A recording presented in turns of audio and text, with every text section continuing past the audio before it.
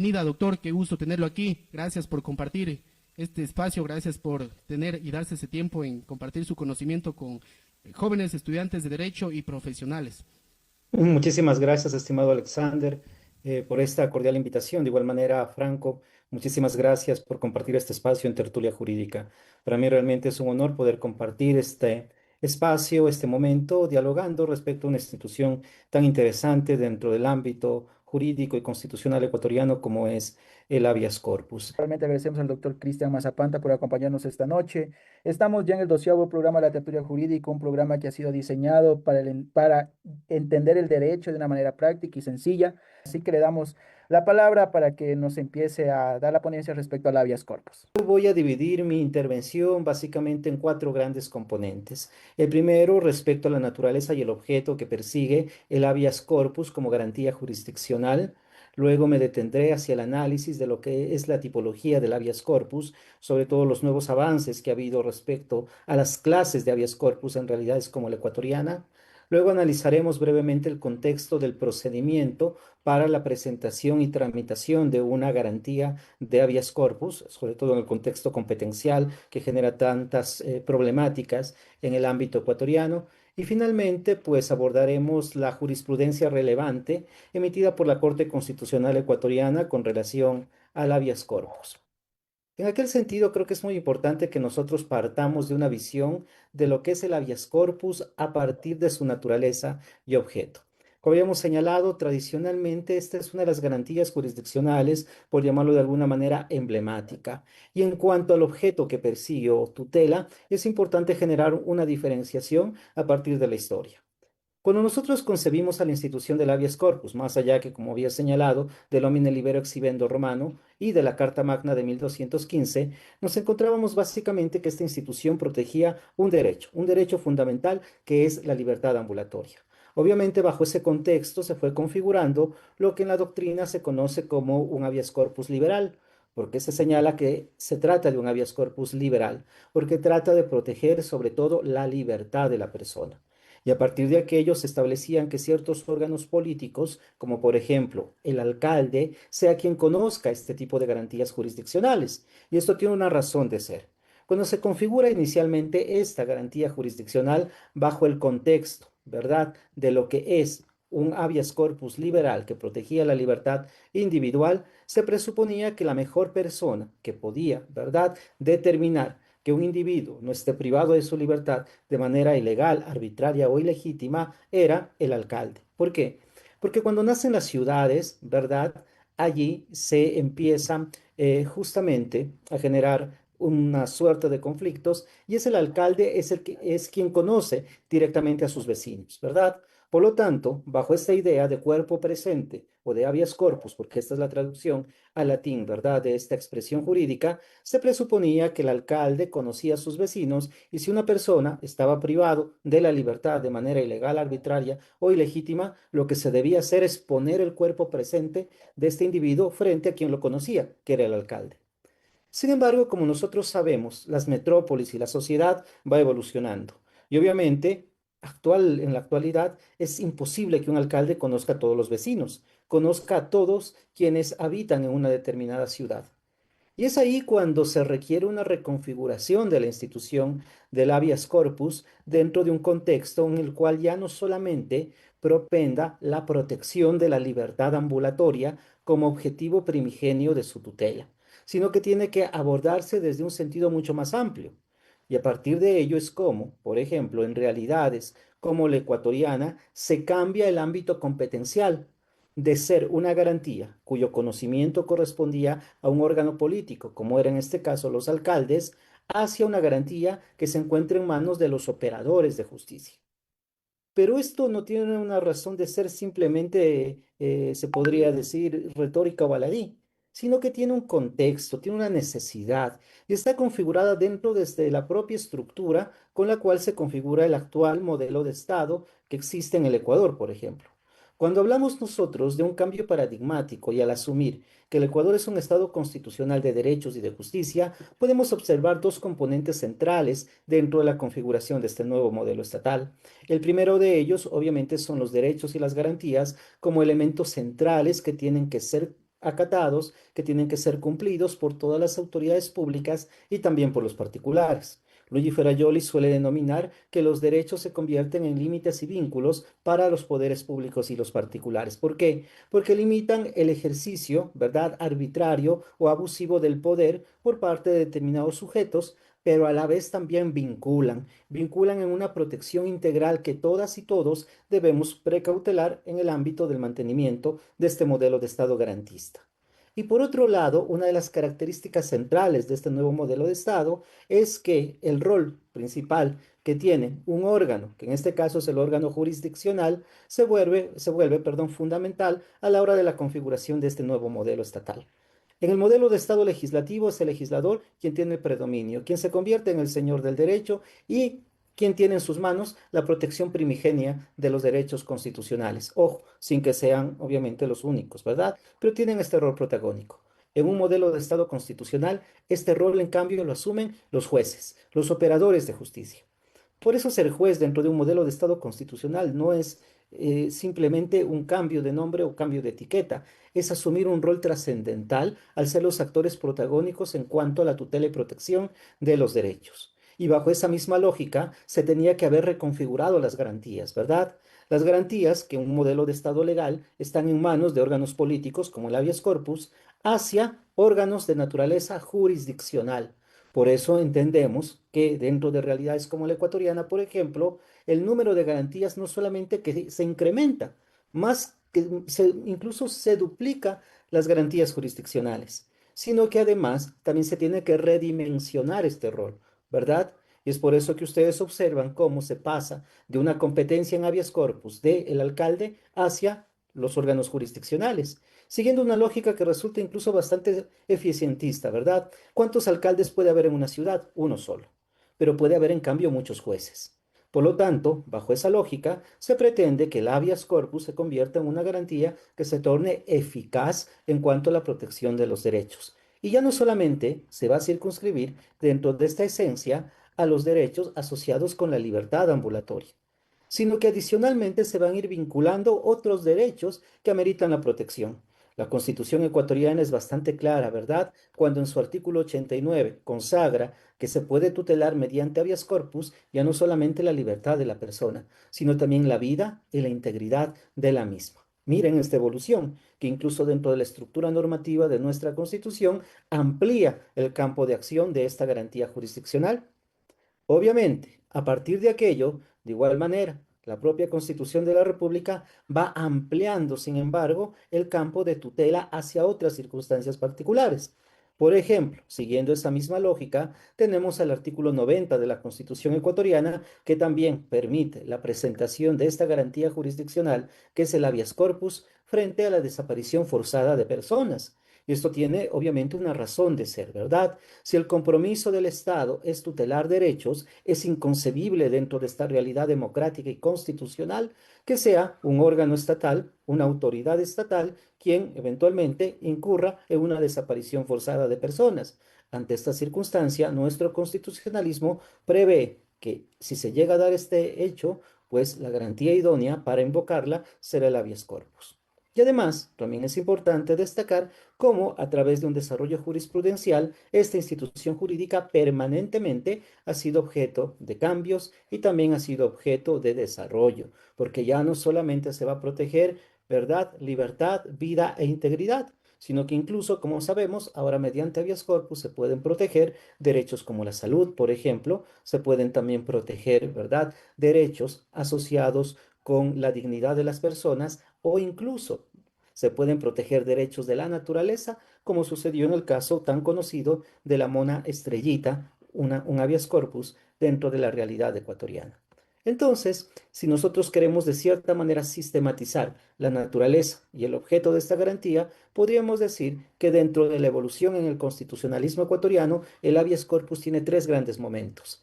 El primero de ellos, a través de la Constitución de 1929, a partir del cual se configura al habeas corpus ya como institución jurídica a nivel constitucional.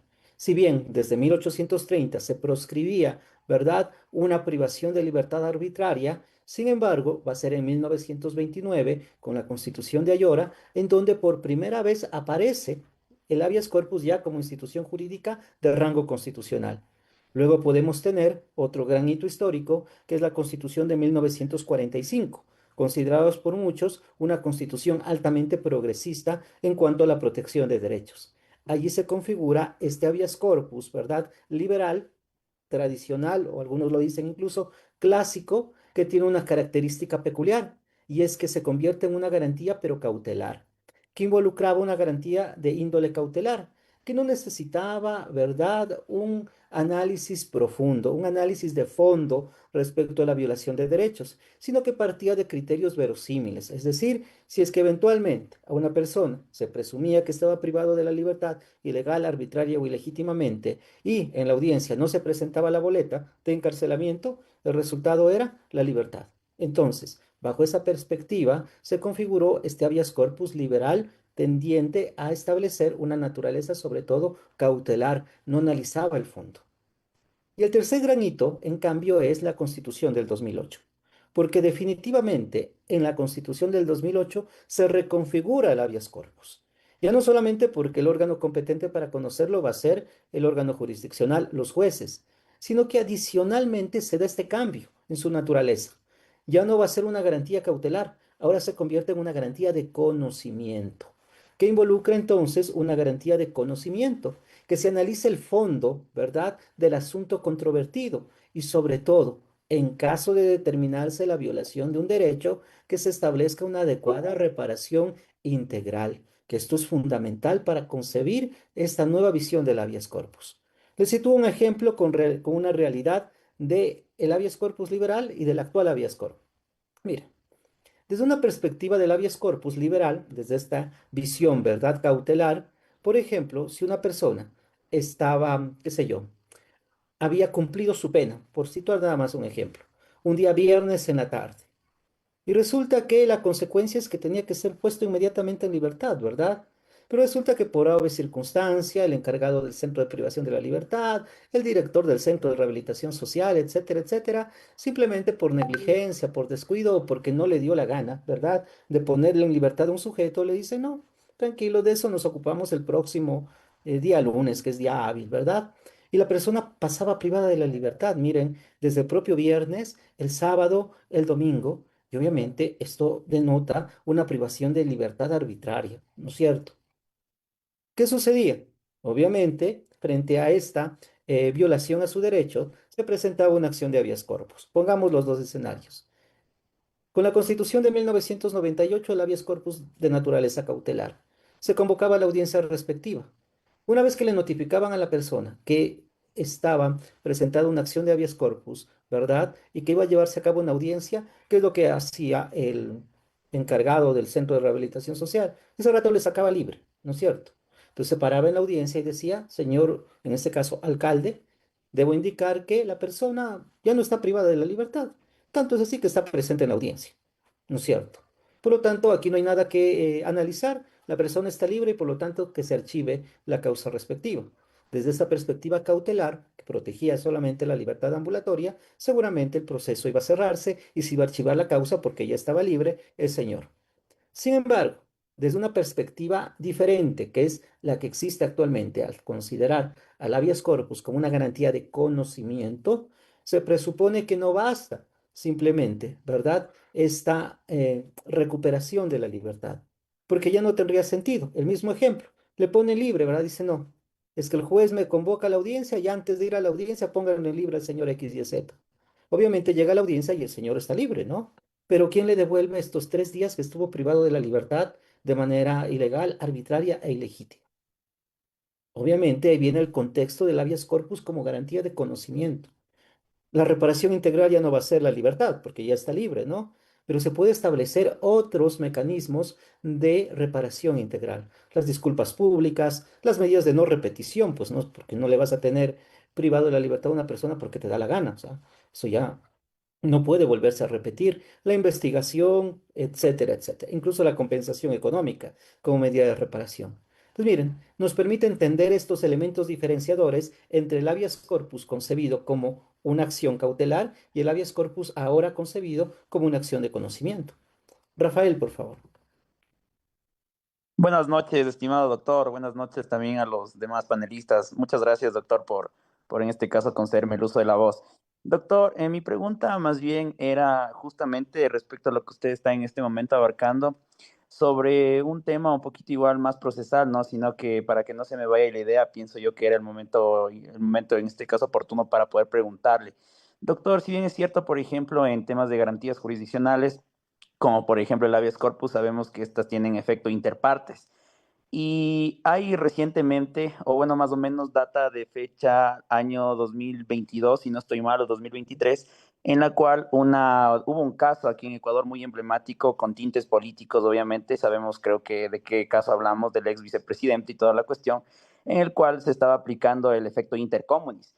Ujú. Entonces, mi pregunta, doctor, era para preguntarle a usted desde su gran bagaje de experiencia, pues, ¿en qué casos, por ejemplo, sí podría existir en este caso, una decisión por un juez constitucional respecto a un habeas corpus que tenga efecto intercomunis, doctor? Esa es mi pregunta. Muchísimas gracias. Muy buena pregunta, estimado Rafael. Bueno, partamos de algo. Existe la sentencia, que es la 98-23-JH/23 de la Corte Constitucional, que efectivamente, como destaca nuestro compañero Rafael, determina que no se puede dar un efecto intercomunis a través del habeas corpus, pero está circunscrito a una tipología de habeas corpus y está relacionado con el denominado habeas corpus correctivo. Entonces, la limitación que hace la Corte Constitucional dentro de su rol de ser el máximo intérprete de la Constitución se circunscribe a esa tipología de habeas corpus. Por lo tanto, no ha habido todavía una regulación eh, ni tampoco una restricción con relación a otro tipo, en este caso a otras tipologías, que no aborden esta circunstancia particular de tratarse de un habeas corpus correctivo. La limitación que lo hizo la Corte Constitucional en el año 2003 se circunscribe a no conceder efectos intercomunis cuando se trate de este tipo de habeas corpus correctivos. Entonces, ahí está la limitación. Por lo tanto, ha de entenderse que en otro tipo de habeas corpus, ¿verdad? Obviamente, siempre y cuando medie una adecuada carga argumentativa, los efectos que aborda una decisión en el ámbito de garantías jurisdiccionales podrían ser mucho mayores. Ahora bien, seamos honestos. En otras tipologías de habeas corpus es muy complicado que se genere un efecto de irradiación más amplio, como por ejemplo en el caso de privación de libertad ilegal, arbitraria o ilegítima, porque van a ser las condiciones peculiares del caso en concreto quien determinen que un señor, invento X, Y, Z, está privado de la libertad bajo esa circunstancia. Por lo tanto, prima facie o a primera vista, se presupondría que los efectos allí van a ser interpartes. Dando respuesta a la interesante pregunta que señala nuestro compañero, ¿en qué casos eventualmente podría circunscribirse esta realidad? Podría circunscribirse en otras tipologías de habeas corpus, como las que ha desarrollado, por ejemplo, la propia Constitución de la República en el ámbito del artículo 90 cuando habla de desaparición forzada de personas, en donde sí creo personalmente que es una obligación del Estado que, por ejemplo, si llega a determinar que una persona lo desaparecieron forzadamente, ¿verdad? Debería generar un efecto intercomunis para que estos hechos no vuelvan a repetirse en realidades como la ecuatoriana, ¿verdad? Más aún, tomando en consideración que es una obligación del Estado proteger a sus habitantes. Entonces, me encanta porque es una pregunta súper interesante. Yo creo que bajo esa perspectiva la limitación se da hacia habeas corpus correctivos, pero se podría aplicar un efecto intercomunis en el contexto de una desaparición forzada de personas, donde el Estado está obligado a establecer mínimo medidas de no repetición para que no se vuelvan a repetir este tipo de actos. Muy bien. Muchísimas gracias, doctor. Sí, justamente mi duda iba encaminada porque nosotros sabemos, doctor, muy bien que permanentemente el Ecuador vive en un eterno laboratorio de derecho constitucional, ¿no? En el cual se ve bastantes sorpresas, no únicamente, por ejemplo, en la garantía jurisdiccional de habeas corpus, sino también, por ejemplo, en la garantía jurisdiccional de acción de protección. Recientemente, por ejemplo, doctor, causaba bastante novedad, por decirlo menos, que llegó un caso a la Corte Constitucional en temas de acciones de protección en el cual imagínese, doctor, que en sede de apelación, es decir, en segunda instancia, un abogado bastante, ¿qué le digo?, sui generis, por menos decirlo, ¿no? Se le ocurre la grandiosa idea de presentar un amicus curiae y dentro de ese amicus curiae realiza pretensiones y la Corte Provincial, De- imagínese, doctor, le concede prácticamente las pretensiones. Entonces, imagínese, doctor, y de hecho se benefician a través del efecto intercomunis dentro de esa acción de protección. Alguien que era totalmente ajeno al proceso. Entonces, justamente mi duda iba encaminada a esta cuestión porque, como vuelvo y repito, doctor, sabemos que sí, bastantes ya sorpresas hemos visto y que ya, obviamente, hablando de manera más técnica, pues eso lo que no se llama o no es otra cosa que la famosa desnaturalización, doctor. Y el abuso del derecho, hay que decirlo. Pero por supuesto. De hecho, en la sentencia que le comento de la Corte Constitucional, que usted debe estar al tanto, doctor, la Corte, en este caso, emite el expediente incluso a la Fiscalía. Primero, para que se le investigue a los jueces por prevaricato y también, obviamente, para que se le siga el procedimiento correspondiente de error inexcusable y asimismo al abogado por abuso del derecho. Así es. Así es. Lo cual denota una vez más el compromiso que tenemos como sociedad y más aún como abogados y profesionales del derecho a aplicar justamente las disposiciones constitucionales y legales en el marco de un ejercicio ético. De lo contrario, simplemente ordinalizamos la garantía y generamos una crisis en cuanto a la credibilidad y la certeza del derecho, que fueron dos componentes que generaron el declive de lo que fue el estado de legalidad. Nadie creo que queremos, ¿verdad?, ver un declive de un estado constitucional. Por lo tanto, hay que ser muy cuidadosos para no generar este tipo de efectos. Entonces, como les iba indicando, ¿no? Podemos tener distintas tipologías de habeas corpus dentro de este desarrollo progresivo que ha sufrido esta institución jurídica. El primero de aquellos, ya lo mencionábamos, el habeas corpus liberal, ¿verdad? Que básicamente está vinculado hacia la protección del derecho a la libertad ambulatoria, cuando una persona haya sido privada de la misma de manera ilegal, arbitraria o ilegítima, ¿verdad? Siempre cualquier privación de la libertad, conforme el artículo 77, numeral 1 de la Constitución de la República del Ecuador, debe ser la última medida a ser tomada, a ser considerada, debe ser una medida de última ratio. Se parte de principios como la excepcionalidad, la necesidad, la proporcionalidad para emitir una privación de la libertad. Sin embargo, de aquello, en ocasiones, ¿verdad? Cuando la privación termina siendo contraria al ordenamiento jurídico, pues tiene que se denota en ilegal y puede ser objeto de tutela a través de el habeas corpus. De igual manera, cuando arbitrariamente se puede generar abusos en cuanto a la privación de libertades, se puede también invocar este tipo de garantías. Y de igual manera, pues bajo ese contexto, en muchas ocasiones, cuando la privación se debe o se la realiza por órganos que no tienen la competencia para realizar dicha labor, pues se torna completamente ilegítimo.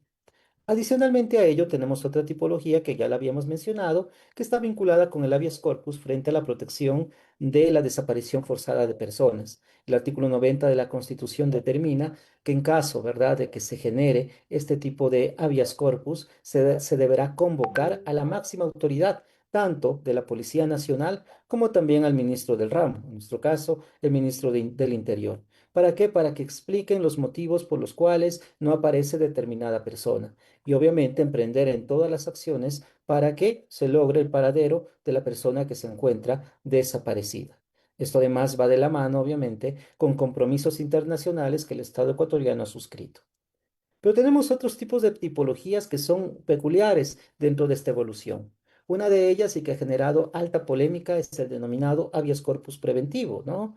Que es un diseño que parte de la propia Corte Interamericana de Derechos Humanos, asociando frente a la amenaza de privaciones de libertad que pudiesen ser ilegales, arbitrarias o ilegítimas. La Corte Interamericana de Derechos Humanos, ¿verdad? Y específicamente la Convención Americana de Derechos ha podido desarrollar de cierta manera los estándares de este tipo de habeas corpus en el artículo 7 de la Convención, el artículo 7, numeral 6, vinculándolo exclusivamente al contexto de esta amenaza de privación de la libertad. Sobre todo la Corte lo ha vinculado con elementos políticos, ¿no? Entonces, claro, pueden haber enemigos políticos que se encuentran fuera de una determinada circunscripción territorial y al regresar a un determinado territorio, su libertad ambulatoria puede correr peligro.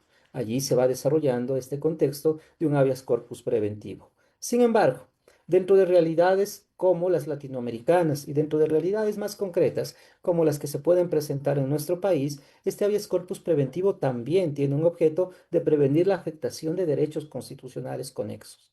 Al respecto, miren, existe un gran debate. Hay quienes manifiestan que en el Ecuador eventualmente no podría existir un habeas corpus preventivo, porque dicen que frente a la amenaza de violación de un derecho, si cuando todavía no se ha producido la violación a un derecho, se puede presentar una garantía que se llama medida cautelar autónoma. Sin embargo, desde esta perspectiva, ¿verdad? Recordemos que la medida cautelar autónoma constitucional no cabe respecto a decisiones judiciales y por lo tanto se puede ir relativizando este tipo de efectividad de esta acción, de esta garantía jurisdiccional. Yo soy partícipe de que en el Ecuador sí existe un habeas corpus preventivo y los voy a matizar con un ejemplo. Miren, imaginémonos lo siguiente, de hecho son casos que pasan en la realidad, ¿no? El señor XYZ es una persona que se desarrollaba como fiscal. Dentro de sus actividades ha formulado cargos a varios cabecillas de grupos de delincuencia organizada, ¿ok? Dentro de sus actividades cotidianas como fiscal. Por ahora, circunstancias de la vida, resulta que esta persona se ve inmiscuida dentro de una actividad ilícita, ¿verdad? Ajena, obviamente, a sus actividades como fiscal. Y producto de aquello es procesado y es incluso, lo señalo con el ejemplo, condenado por un delito. ¿Ok? Y dentro de aquello se determina que la persona cumpla su condena en el Centro de Rehabilitación Social Sierra Centro Norte Cotopaxi, en La Tacunga. ¿Ok? Con una peculiaridad. Y es que en el mismo centro de privación de la libertad se encuentran, ¿verdad?, las personas a quien él formuló cargos. Entonces, bajo esa perspectiva, ha recibido la madre de esta persona y también su esposa varios correos, varias llamadas anónimas en donde le dicen que al ser esta persona ex fiscal quien formuló cargos en contra de los cabecillas de estas bandas de delincuencia organizada, su vida corre peligro. Y le dicen palabras más, palabras menos, por sapo, tu hijo va a pagar piso. Ok. Hay o no una amenaza real de vulneraciones a derechos, ni siquiera a la integridad, incluso hasta la vida de esa persona. Por supuesto, ¿no es cierto? Entonces, es deber del Estado prevenir, obviamente, aquello y tutelar el derecho. No significa que con eso le van a dar la libertad a la persona, por supuesto, no le van a dar la libertad, pero sí se pueden establecer mecanismos idóneos para evitar que se genere una afectación de derechos como la integridad física, la integridad psicológica, porque ya es obvio que está afectándole, e incluso la vida de la persona, desde una perspectiva incluso de un habeas corpus preventivo. Pero veamos otros tipos. Quizá el más, no diría el más común, pero sí el que ha tenido gran connotación últimamente en el Ecuador. Los famosos habeas corpus correctivos, ¿verdad? Que pretenden justamente corregir determinadas condiciones en las cuales se desenvuelve la privación de libertad de las personas, ¿ok? Por lo tanto, hay que corregir, pues no se puede mantener una situación de constante vulneración a derechos constitucionales. Y a partir de aquello se genera esta suerte de corrección, ¿verdad? Una persona está privada de la libertad, pero dentro de esa privación de la libertad existe, qué sé yo, una divulgación de enfermedad como la tuberculosis. Solo estoy poniendo un ejemplo, ¿no? Obviamente no vas a esperar que todos los privados de la libertad se contagien de tuberculosis. Pues. Tienes que generar un efecto correctivo para corregir esta situación. A una persona privada de la libertad existe un exceso, ¿verdad? Y le terminan, qué sé yo, agrediendo física o sexualmente dentro de un centro de privación de la libertad. Obviamente hay que generar una suerte de corrección a ese tipo de conducta y reparar integralmente a la víctima. Entonces, el habeas corpus correctivo se convierte en una herramienta también trascendental hacia la tutela de los derechos constitucionales de las personas que están privadas de la libertad.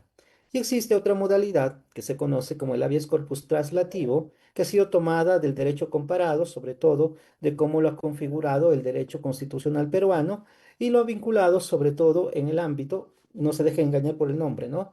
Sobre todo en el ámbito del cumplimiento de determinados tiempos. Por ejemplo, en el ámbito del cumplimiento frente a caducidades de prisiones preventivas o incluso frente al cumplimiento de una determinada condena. Entonces, si ya cumpliste una condena, tienes que salir libre. Si no sales libre, podrías invocar esta tipología de habeas corpus. Lo mismo en el caso de que opere una caducidad de la prisión preventiva. Ok. Avancemos un poquito más porque podemos hablar un montón de la institución, pero el tiempo es corto, ¿verdad? Y circunscribámonos al procedimiento o a la tramitación de la acción de habeas corpus.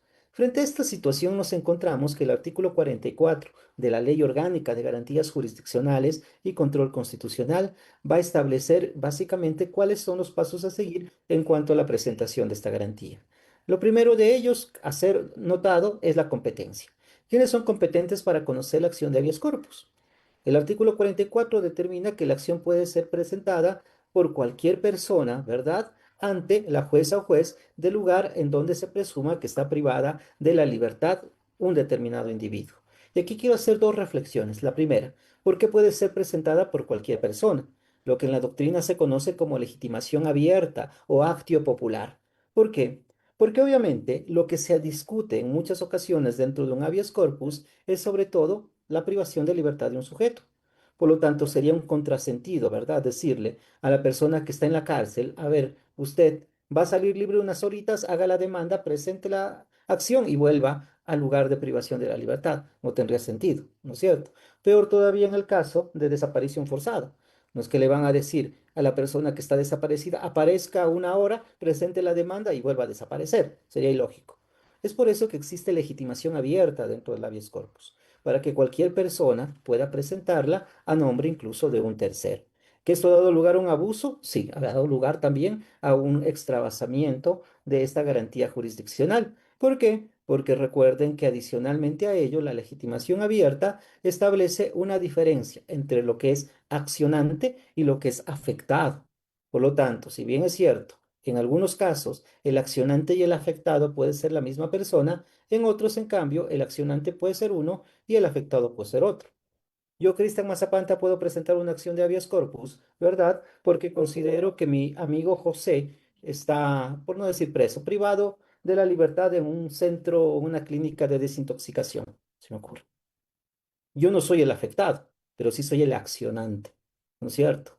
Y esto ha dado lugar a elementos polémicos, como todos sabemos, que se hayan presentado a veces habeas corpus en lugares recónditos del territorio ecuatoriano, aduciendo que el accionante vive ahí, cuando el artículo 44 de la Ley Orgánica es clara al manifestar que se considerará el lugar de presentación de la demanda el lugar donde se presume que está privado de la libertad del sujeto. Entonces, es un elemento, un primer elemento a tomar en cuenta. Segundo elemento, competencia. ¿Quién es competente para conocer una acción de habeas corpus? Va a ser, bajo este contexto general, ¿verdad? El operador de justicia. ¿Pero qué operador de justicia? Aquí se genera una diferenciación, más allá de lo que dice la ley orgánica, de la jurisprudencia, sobre todo de la Corte Constitucional, con una de sus primeras decisiones, ¿verdad? En un caso llamado Ordóñez Talavera, y luego, a través de precedente jurisprudencial obligatorio, en la sentencia 365-18 JH, si mi memoria no me falla, en donde determina claramente que en el ámbito de las competencias, cuando todavía está en decurso, ¿verdad? Una privación de libertad proveniente de un proceso penal y todavía no existe una sentencia condenatoria ejecutoriada, es decir, ¿verdad? Que una sentencia que no tenga pendientes recursos y todavía se esté tramitando el proceso, ¿verdad? Ahí el órgano competente van a ser las Cortes Provinciales. Sin embargo, cuando ya se esté ejecutando o cumpliendo la pena, allí el órgano competente para conocer un habeas corpus va a ser el juez de garantías penitenciarias. En donde no existan jueces de garantías penitenciarias, obviamente será el juez penal, el juez multicompetente o quien haga sus veces. Entonces, bajo esa perspectiva, en el ámbito competencial, nosotros debemos diferenciar cuál va a ser el juez competente en virtud de si la privación de la libertad, ¿verdad?, se enmarca dentro del proceso penal sin que todavía, ¿verdad?, esté cumpliéndose una pena, una ejecución me refiero ya, sin que medie ningún tipo de recurso, ahí va a ser competente la Corte Provincial. Pero cuando ya se está ejecutando, cuando ya se está cumpliendo la pena, ahí en cambio el competente va a ser el juez de garantías penitenciarias. Un elemento trascendental y es porque muchos habeas corpus a veces se terminan cayendo, ¿verdad? Por no determinar con precisión quién es el órgano competente. De igual manera, se señala dentro del artículo 44 que el juez o la jueza, dependiendo del caso, ¿verdad?, deberá convocar a una audiencia para las 24 horas siguientes de haber sido presentada la acción respectiva. Esto denota nuevamente que el habeas corpus es una de las garantías más céleres dentro del constitucionalismo ecuatoriano. Y a partir de aquello, ¿verdad? Dentro de aquello se establecerá en la audiencia si es que existe o no una afectación al derecho de la persona privada de la libertad. De igual manera, la Ley Orgánica de Garantías dice que en la audiencia se analizará el fondo del asunto controvertido y obviamente se notificará de la decisión a las partes dentro de la misma audiencia. Si el resultado fuere, ¿verdad?, la concesión del habeas corpus, se concederá inmediatamente la libertad a dicha persona. Obviamente, desde un contexto de ser una garantía que se la conoce en primera instancia, ¿verdad? Puede incluso esto ser apelado por un principio básico que es el principio de recurrir. Se puede recurrir de esta primera decisión ante las cortes provinciales en el caso de presentarse una apelación respectiva. Un componente que llama mucho la atención y que mereció además una aclaración por parte de la Corte Constitucional es en cuanto a ciertas reglas especiales que rigen la acción de habeas corpus. Porque el artículo 45, ¿verdad?, establece determinados parámetros a ser considerado para la concesión o no de habeas corpus. Sobre todo el numeral primero del artículo 45 habla de que en caso de verificarse cualquier forma de tortura o trato inhumano, cruel o degradante, se señala que se dispondrá la inmediata libertad de la persona. Esto ha generó una polémica, ¿verdad? ¿Por qué? Porque eventualmente, como bien destacaba uno de nuestros compañeros, se podría dar lugar a malas interpretaciones y hasta el abuso del derecho. Imaginémonos, una persona es líder de un grupo de delincuencia organizada y le dice a un determinado sujeto, ¿sabes qué? Qué sé yo, quiébrame un brazo y esa persona está condenada, qué sé yo, a 22 años de privación de la libertad. Y obviamente, bajo ese contexto, ¿verdad? Se podría determinar que hubo una tortura, un trato inhumano, un trato cruel, un trato degradante por parte, qué sé yo, de un guía penitenciario y eventualmente podría beneficiarse de esta medida diferente a la privación de la libertad. Esto generó mucha polémica y es por eso que la Corte Constitucional tuvo que realizar una sentencia o emitir una sentencia, que fue la sentencia 365 que yo les había señalado, en donde señala estas limitaciones, ¿verdad? Y dice, a ver, un momento. El artículo 45, numeral 1, no se convierte en un cheque en blanco sobre el cual los operadores de justicia pueden modificar la pena o pueden conceder medidas alternativas porque así lo considerasen. Sino que en esta sentencia 365-18 JH/21 va a decir, a ver, generemos primero una gran diferenciación. Diferenciemos lo que es la privación de la libertad cuando una persona está bajo prisión preventiva, ¿verdad? En donde obviamente su situación jurídica de inocencia no ha sido desvirtuada de las personas que en cambio ya tienen una sentencia condenatoria ejecutoriada, en donde obviamente la presunción de inocencia ya desapareció, porque se ha determinado en un debido proceso que esa persona es responsable. Y entonces dice, bajo ese contexto, cuando se trate de prisión preventiva, al ser una medida de última ratio, al ser excepcional, ¿verdad? Allí cabrán medidas alternativas a la privación de la libertad, en caso de determinarse una afectación a derechos como la integridad de una persona privada de la libertad, ojo, bajo prisión preventiva.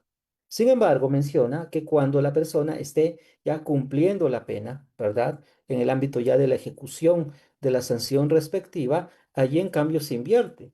No es que te van a dar o te van a modificar la pena. El habeas corpus no se convierte en un mecanismo de modificación de la pena. Sin embargo, ahí establece, ¿verdad? Incluso eh, una suerte de subreglas especiales para que no se abuse de la garantía. Si se miren, sin embargo, en circunstancias excepcionales se podrá establecer mecanismos diferentes a la privación, siempre y cuando no se trate de infracciones o de delitos, ¿verdad? Que generen una gran alarma social, que sean en contra de la mujer y temas relacionados con violencia intrafamiliar y tampoco en asuntos, ¿verdad?, que puedan comprometer a la víctima o a sus familiares. Entonces, ¿verdad? Bajo ese contexto, se ha pretendido ir limitando también este campo de acción respecto a la concesión de medidas alternativas a la privación de la libertad y sobre todo se da una explicación vía interpretación de lo que señala el artículo 45, numeral 1 de la Ley Orgánica. Obviamente, dentro de ese mismo artículo se circunscriben otros escenarios, como por ejemplo, cuando la privación es ilegítima y se convierte también en arbitraria. Se parte de algunos supuestos que están en la propia norma. Lo primero, cuando la persona no fuese presentada en la audiencia respectiva. Allí se presupondrá entonces que existe una privación ilegal y arbitraria. De igual manera, cuando no se exhiba una orden de privación de la libertad, se ha de presumir que es arbitraria y también es ilegal. Y también bajo esta misma circunscripción se señala que cuando la orden de privación de la libertad no cumpliese con requisitos tanto legales o constitucionales, se presumirá que es ilegal y es arbitraria. Obviamente, también esta normativa hace referencia a una temática muy interesante y es la concesión de habeas corpus en contra de, en este caso, ¿no? Cuando el sujeto demandado son personas particulares. ¿Por qué? Porque a la luz de esta evolución del constitucionalismo, no solamente las autoridades públicas pueden violar derechos, sino también los privados, ¿verdad? Podemos violar derechos constitucionales. Y esto a su vez es desarrollado de una manera muy interesante por parte de la Corte Constitucional del Ecuador en una de sus sentencias emblemáticas, que es la sentencia 166-12-JH/20. Allí la Corte señala, ¿verdad?, que la privación de libertad también puede darse en el contexto de personas privadas y sobre todo ahí se analiza el tema de estas clínicas de desintoxicación, tomando como referencia un elemento trascendental y es el consentimiento voluntario. Nadie puede estar, ¿verdad?, sin un consentimiento voluntario, privado de su libertad en este tipo de clínicas, incluso de carácter particular o de carácter privado. Sí, por favor. Rompa, en este sentido, bueno, para también dar a conocer a la ciudadanía que nos oye, entendiendo que no estamos en un programa netamente jurídico, sino que también abierto para la sociedad en general, es decir, con lo que nos acaba de comentar, la persona que es llevada contra su voluntad a un centro de rehabilitación, a una clínica para alcohólicos, se podría decir, puede recurrir, puede presentar un recurso de habeas corpus y a una autoridad jurisdiccional puede emitir su inmediata libertad.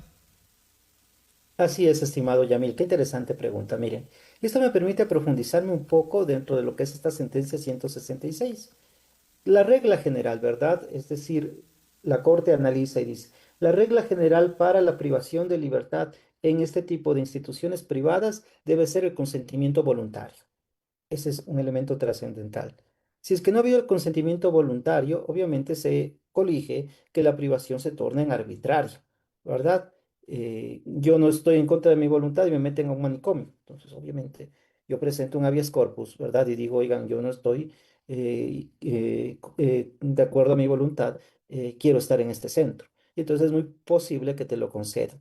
Sin embargo, y aquí viene la excepción a la regla, esta propia sentencia de la Corte Constitucional determina que excepcionalmente pueden haber casos en donde el operador de justicia pueda realizar una valoración mediante un ejercicio de ponderación de derechos. ¿En qué sentido? Van a haber casos en donde la privación de la libertad definitivamente no cuente con esta expresión del consentimiento voluntario, pero que se lo haga debido a la protección de otro tipo de derechos, ¿verdad? Les pongo un ejemplo. Supongamos, una persona está en una clínica de desintoxicación. Frente a ello, ¿verdad? La persona no aparece varios días. Uno de sus amigos preocupados empieza a indagar el paradero. Llega a determinar que se encuentra en esa clínica. Lo va a visitar un día domingo y le pregunta y le dice, oye, ¿y cómo así estás aquí? Le dice, no, hermano, yo estoy aquí en contra de mi voluntad.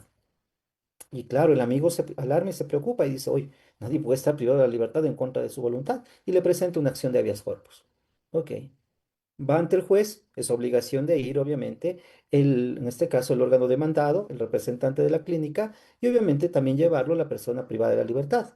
Lo primero que le pregunta el juez es, ¿está usted en este centro de privación de la libertad, en esta clínica privada, con su voluntad? Y le dice, no, yo estoy en contra de mi voluntad, estoy allí.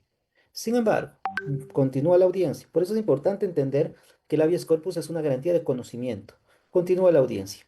Y resulta que en la audiencia los padres de esta persona dicen y solicitan hablar. Señor juez, escúchenos, dice, mira, es cierto que mi hijo está privado de la libertad en esta clínica sin su consentimiento, pero eso se debe a las siguientes circunstancias. Primero, debido al alto consumo de estupefacientes, él, ¿verdad?, es una persona que no tiene una plena conciencia de los actos que está realizando. Primer punto. Segundo, mi hijo ha tenido varios intentos autolíticos, en los cuales se ha flagelado y atentado contra su vida, en más de 8 ocasiones. Es producto de aquello que su médico tratante, el cual se presenta en esta audiencia, ha determinado que necesita un acompañamiento permanente y sobre todo una vigilancia y una atención por parte de expertos en el ámbito de las adicciones. Es por eso, señor juez, que mi hijo está en este centro de desintoxicación. En caso de que él no cuente con este apoyo en el ámbito clínico, es muy probable que él se termine suicidando. Y claro, ahí al juez le queda una dicotomía, ¿no? Lo dejo libre, pero si lo dejo libre y después de una hora se suicida, imagínense, ¿verdad? Tremenda afectación al derecho, ¿no? O sea, acaban con la vida de un sujeto.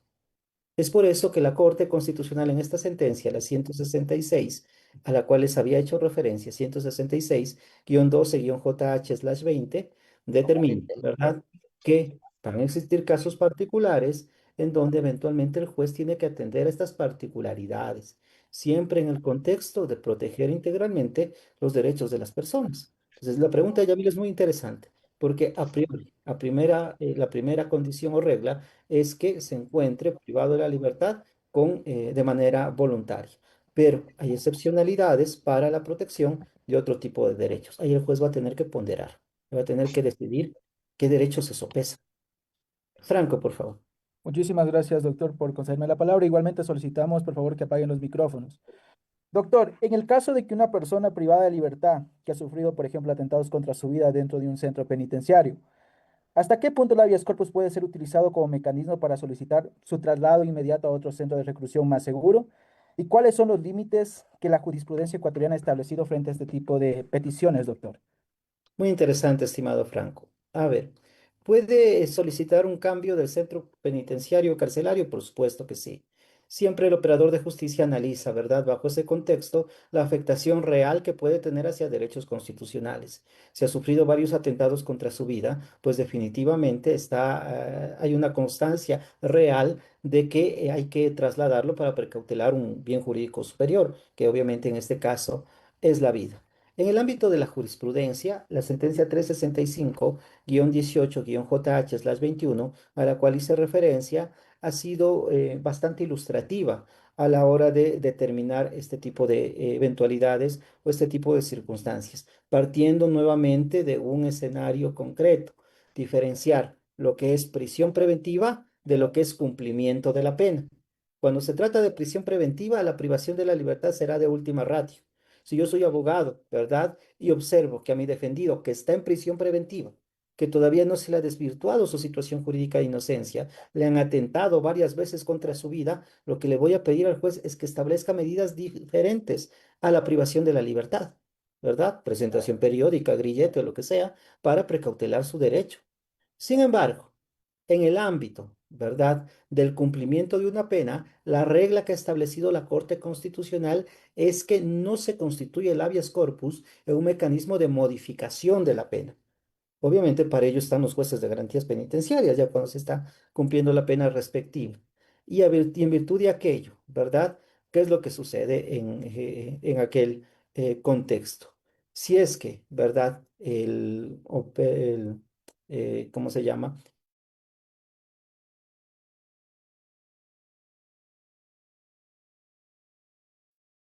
Resultados contra su vida, no va a demandar pues del abogado que le dejen en libertad, pero sí puede demandar este tipo de medidas diferentes, que puede ser el traslado, en donde se va a asegurar además su integridad, su salud y también obviamente la vida de esta persona. Entonces, solamente para contestar una pregunta que ponía en el chat, que repita el número de la sentencia, es la 365-18-JH/21. De ahí se pueden ir configurando estas peculiaridades que tiene la aplicación del habeas corpus en distintos contextos, ¿no?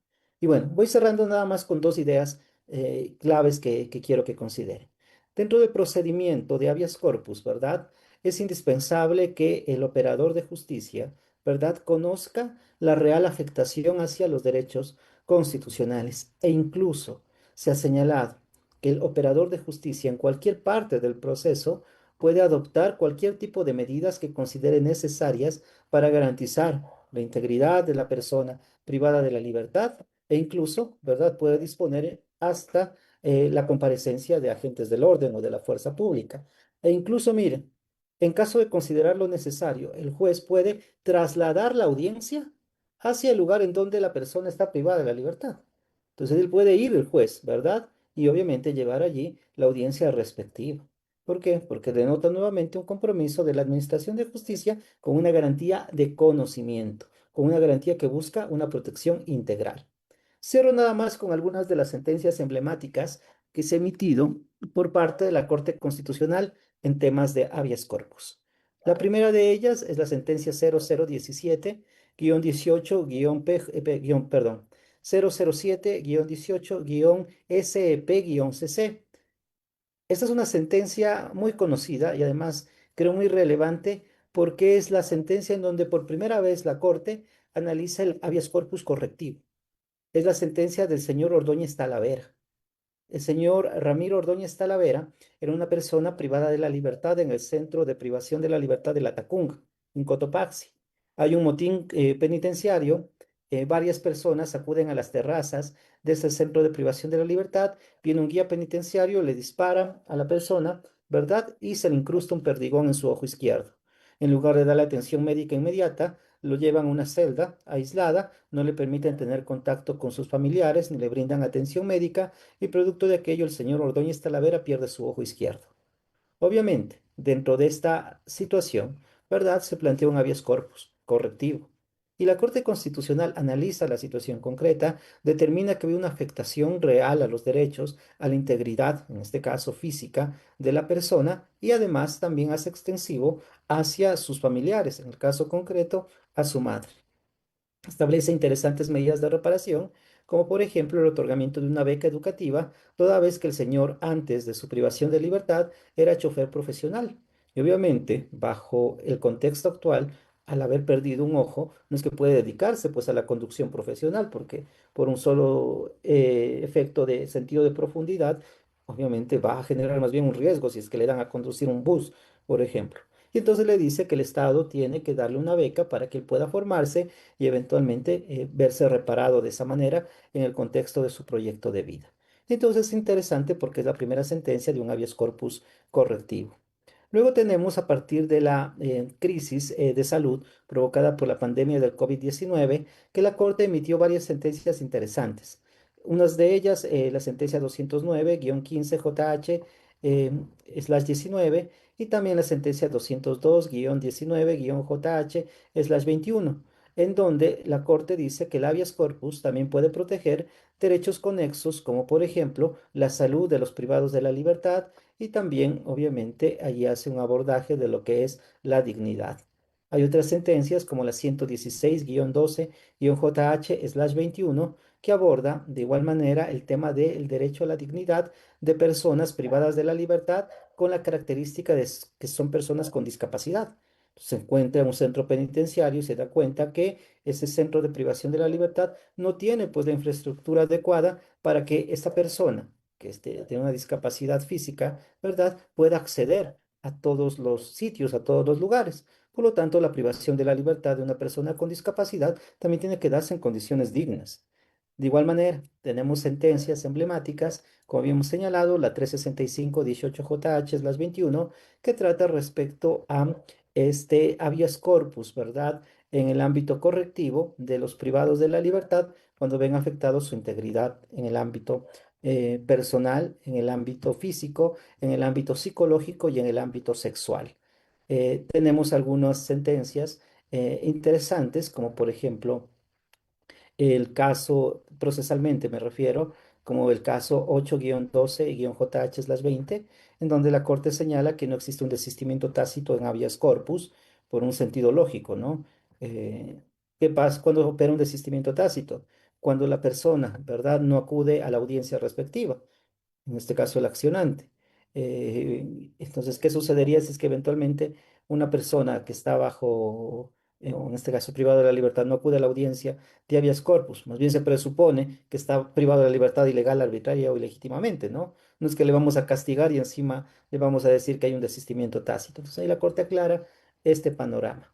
Y finalmente tenemos las sentencias del habeas corpus frente a la privación de libertad en clínicas privadas, como la 166-12-JH/20, y quizá una de las más interesantes y peculiares es la sentencia 20-JH/22, que es la sentencia de la Mona Estrellita, en donde la Corte además entra al análisis de la privación de la libertad, en este caso de una mona, ¿verdad? De un animal, producto justamente de un traslado que se lo realizó a un centro específicamente de, entre comillas, protección para animales, desvinculándolo del lugar en donde este mono, esta mona, había crecido habitualmente.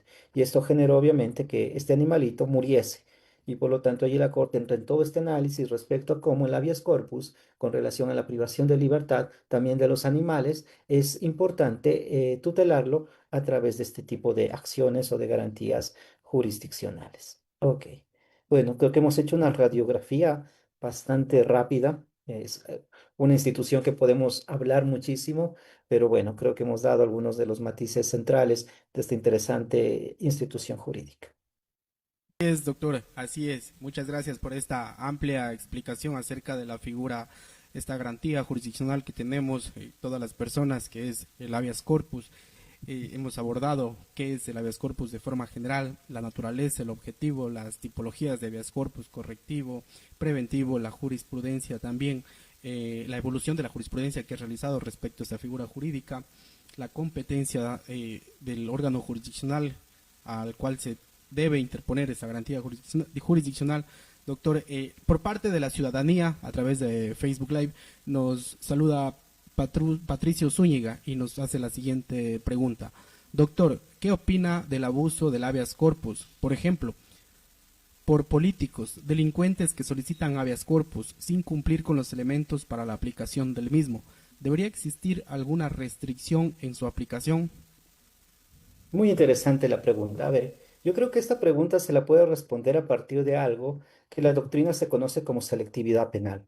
En el ámbito de la selectividad penal existen personas mejores situadas y peores situadas. Bajo esa perspectiva, ¿verdad? Seamos honestos. Eventualmente las personas que están privadas de la libertad, que son la mayoría de la población penitenciaria, son personas que están inmersas dentro de los que se conocen como delitos de bagatela, delitos de poca monta, ¿verdad? Por robo de celulares, robos de, qué sé yo, gallinas, etcétera, etcétera. Sin embargo, ¿verdad? Bajo ese contexto, quienes eventualmente se están beneficiando del habeas corpus. No se están beneficiando del habeas corpus las personas que eventualmente deberían hacerlo, porque para eso se construye la jurisprudencia y la norma como garantía de protección a los derechos. Miren, la Corte Constitucional establece esta sentencia, la 365, 18JH/21, que es muy interesante, ¿no? Y que dice, miren, la prisión preventiva es una medida cautelar de última ratio, conforme a la Constitución. Ok, pero ¿quiénes son los que se están beneficiando de prisión preventiva? Las personas que tienen arraigos, aunque el arraigo no está contemplado en ninguna parte del ordenamiento jurídico como requisito. Pero para que tú te defiendas en libertad, ¿qué es lo primero que te piden?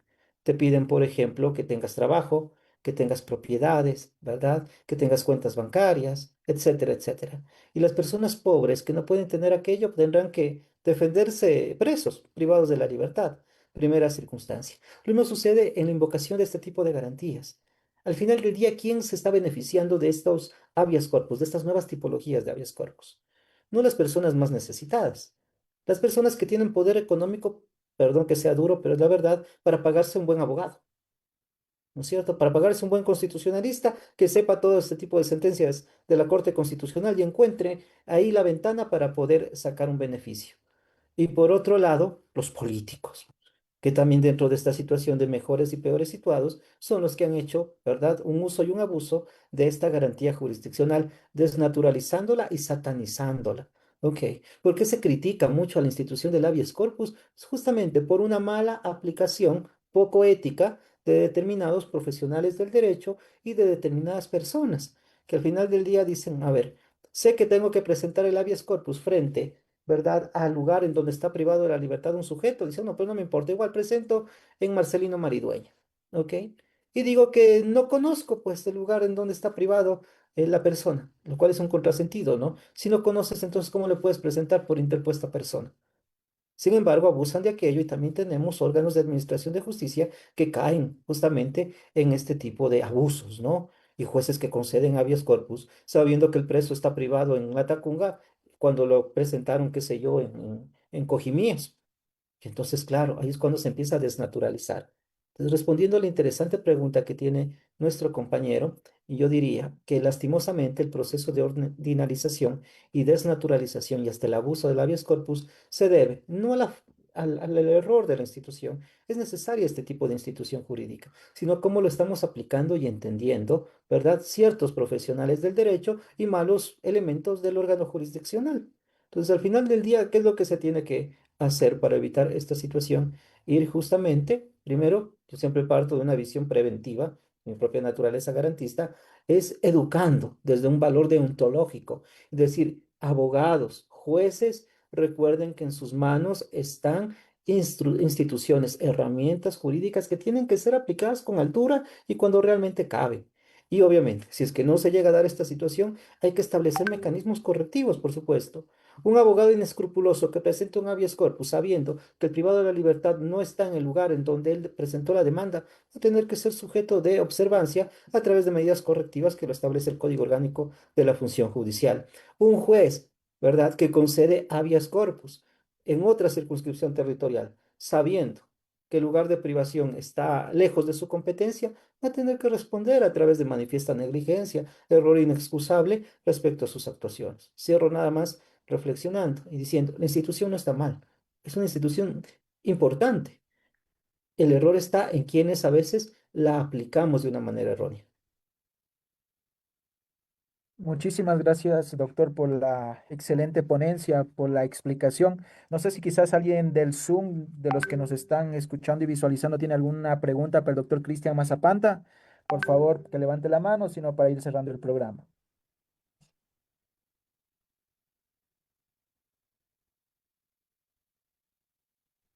Sí, doctor, muy buenas noches. Muchas gracias, doctor, por su excelente exposición. Y yo tengo una consulta, doctor. Muy interesante su tema, por cierto.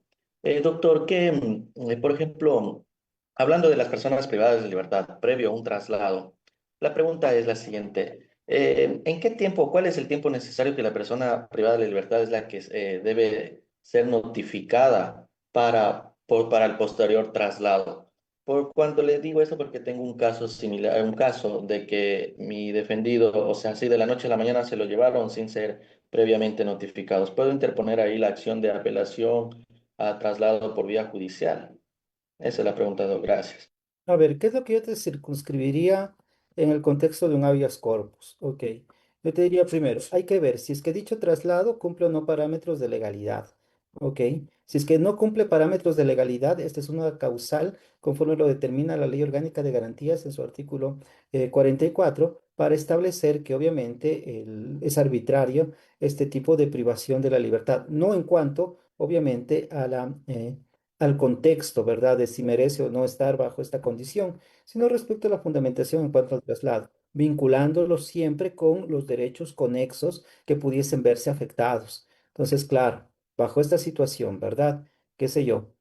Lo trasladan de la cárcel 4 de la ciudad de Quito hacia La Tacunga, pero resulta que primero no me explican por qué se da este traslado y al final del día resulta que mi defendido tiene tuberculosis.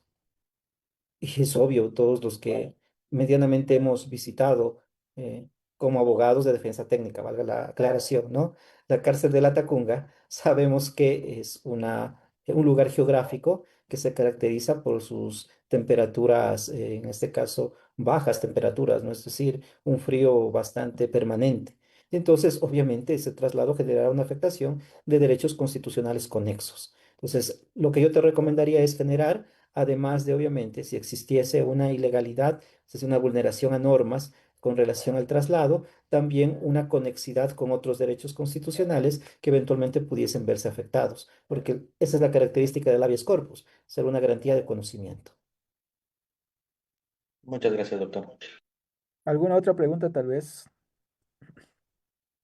Para ir terminando, si es que nadie más va a hacer la intervención para la pregunta al doctor Cristian, yo sí tengo una pregunta, estimado doctor.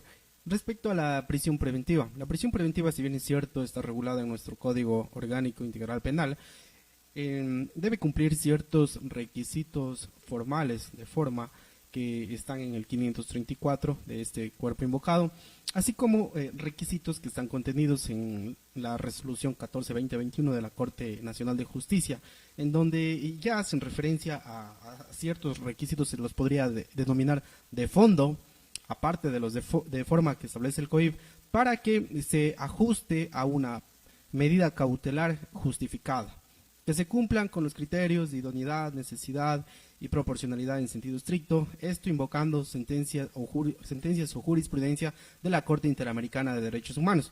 En varios desarrollos normativos, jurisprudenciales, la Corte Interamericana ya ha hecho alusión a este tipo de elementos que mínimamente deben cumplirse en el auto de motivación de parte del juzgador, quien impone una prisión preventiva. Doctor, en ese contexto, los juzgadores deben obedecer tanto a los requisitos de forma que establece el COIP, nuestra Constitución, y además a los tratados internacionales y convenios internacionales, tomando en cuenta el desarrollo jurisprudencial que hace la Corte Interamericana.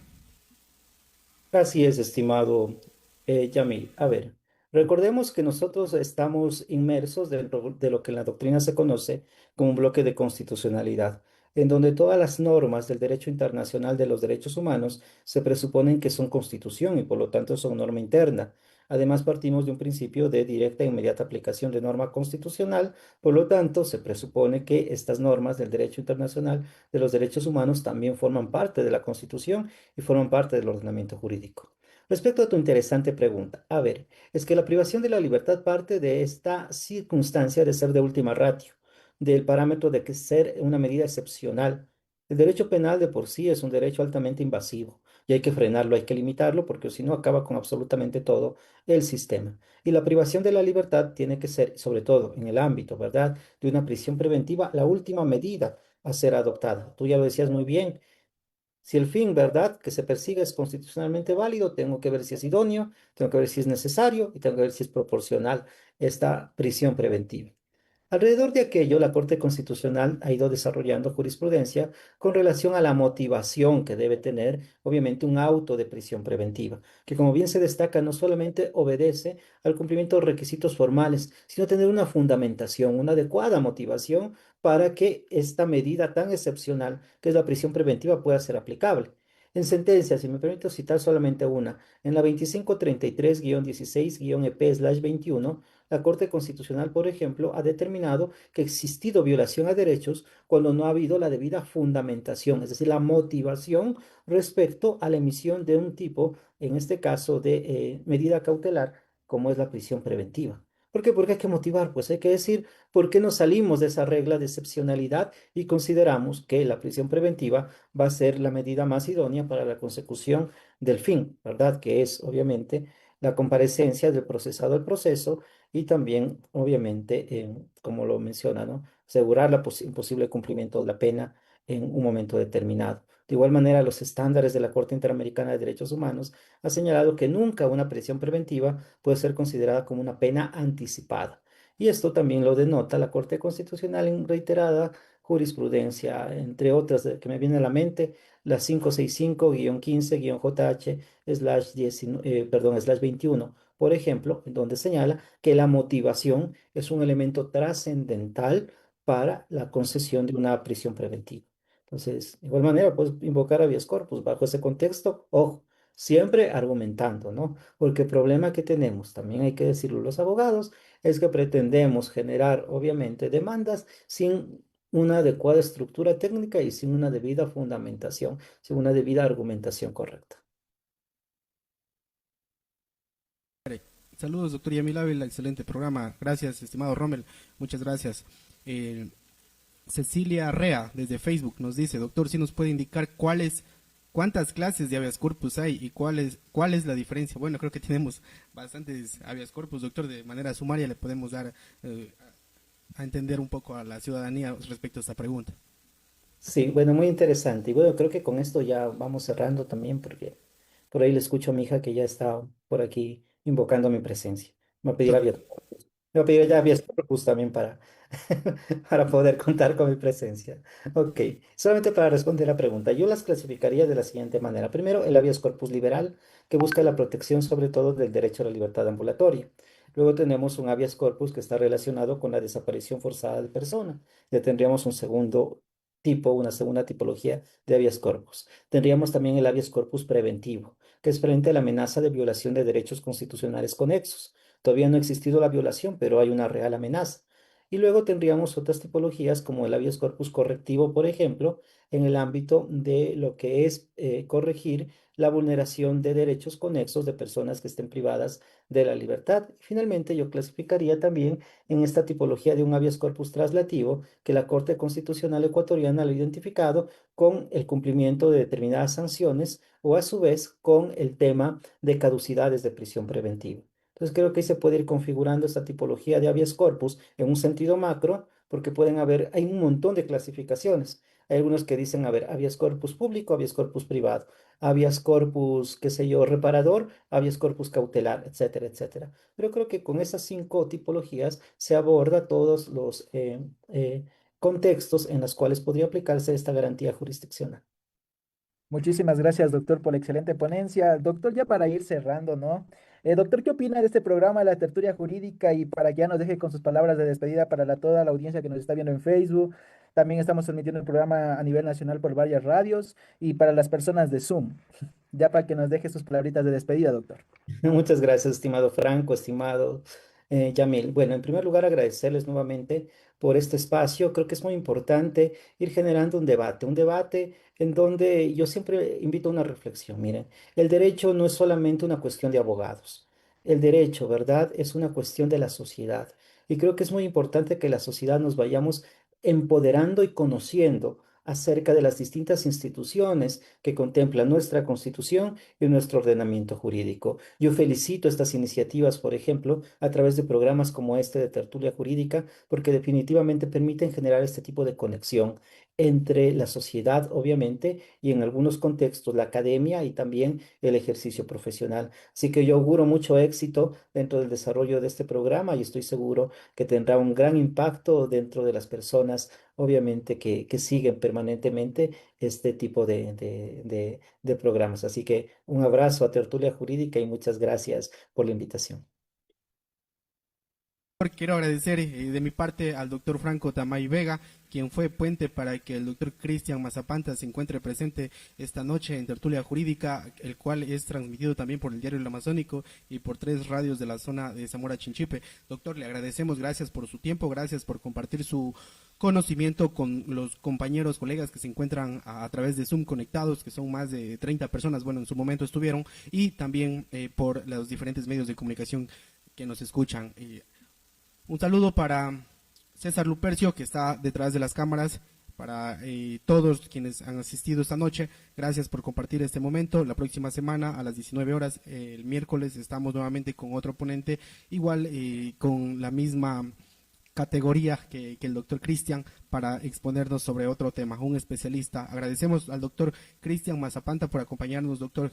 Que tenga una buena noche. Muchas gracias por compartir su conocimiento. Y como hablamos un rato topamos el tema de la convencionalidad, un tema no muy debatido, no muy conocido, doctor. Espero que nos pueda acompañar en futuros programas para topar ese tema del control de convencionalidad, ya que según vi tenía algunas obras escritas al respecto. Muchas gracias, doctor. Muchas gracias a todos y todas. Una buena noche. Gracias.